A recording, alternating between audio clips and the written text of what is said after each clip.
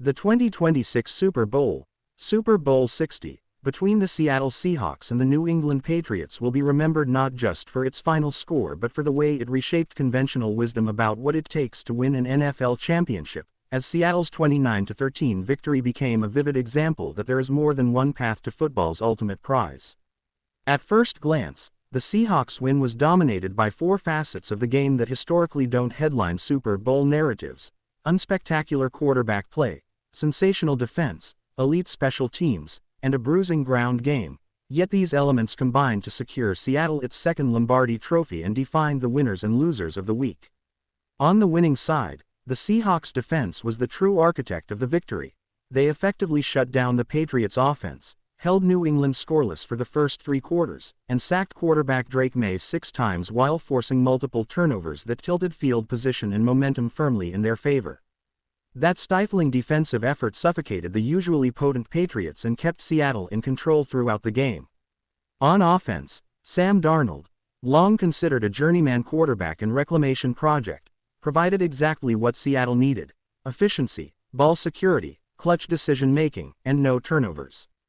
Darnold's performance epitomized Seattle's philosophy that a Super Bowl champion does not need a generational quarterback but can win with a veteran who understands his role within a team structure that emphasizes minimizing mistakes, protecting the football, and letting other units make the splash plays. By going 19 of 28 for 202 yards and a key touchdown, and by avoiding costly errors, he became the first quarterback to win a Super Bowl after starting for 6 different teams, a statistic that underscores his unconventional route to the league's pinnacle and the way Seattle's strategy defied the usual MVP-centric narratives of recent championship games. Behind Darnold, the Seahawks leaned on Kenneth Walker III, whose physical, downhill running and 135 rushing yards earned him Super Bowl MVP, while Seattle kicker Jason Myers etched his name into the record book by converting 5 field goals, the most in a single Super Bowl, further illustrating the Seahawks' emphasis on consistency and execution over flash. Equally important was punter Michael Dickson, whose 7 punts pinned the Patriots deep in their own territory and helped shape the field position battle, turning special teams into a quiet but decisive winning unit. Individually, defensive standout Devon Witherspoon emerged as one of the premier players on the field, making impact plays, including quarterback hits, pressures, and coverage discipline, that validated him as a genuine difference maker in big games. Meanwhile, the Patriots, despite a stellar 14-3 season that marked a dramatic turnaround from the previous year and a youthful core led by second-year quarterback Drake Maye under new head coach Mike Vrabel, struggled to impose their game plan in the most critical moments. Maye, praised for his poise and accuracy throughout the season, found himself under siege on Super Bowl Sunday, repeatedly pressured, sacked, and forced into hurried throws. His performance highlighted the chasm that can still exist between regular season success and postseason dominance, particularly when facing a defense as disciplined as Seattle's.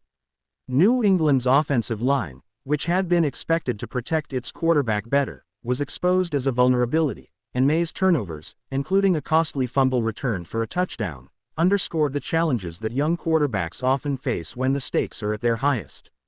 While the Patriots still have a promising foundation, a sharply improved record, a dynamic young roster, and a head coach who has already brought about a cultural reset, their Super Bowl loss served as a reminder that growth and consistency remain critical in the NFL's most pressure-packed environment. For the Seahawks, the victory was not only a triumph of execution but a reaffirmation of identity. Under defensive head coach Mike Macdonald, Seattle built a championship formula around defensive ingenuity, calculated risk management on offense, and a physical, run-oriented approach that refused to rely on explosive offensive fireworks. This approach stood in contrast to the league's broader trend toward ultra-high-powered offenses led by marquee quarterbacks, making Seattle's triumph a case study in the enduring value of complementary football, where defense, special teams, and ball security can outscore sheer offensive talent alone. In the broader NFL context, the Seahawks' victory, anchored by a reclamation quarterback and a defense-first philosophy, may well influence roster construction, coaching hires, and team identities across the league as franchises watch Seattle's blueprint and contemplate whether they, too, can win by leaning into strengths outside the standard elite quarterback model. The win also carried emotional resonance for Seahawks fans, who were reminded of their franchise's first Super Bowl title in 2014 and delighted to see their team once again standing atop the sport, validating the organization's faith in a collective approach and giving new life to the perennial debate over the relative importance of defense versus offense. In totality, Super Bowl 60's winners and losers were easy to distinguish not just by the final score but by what each team's performance suggested about their immediate future. Seattle as champions who proved that grit, structure, and role clarity can dethrone flashier counterparts, and New England as a young contender with bright prospects yet lessons to absorb before their next march toward a championship.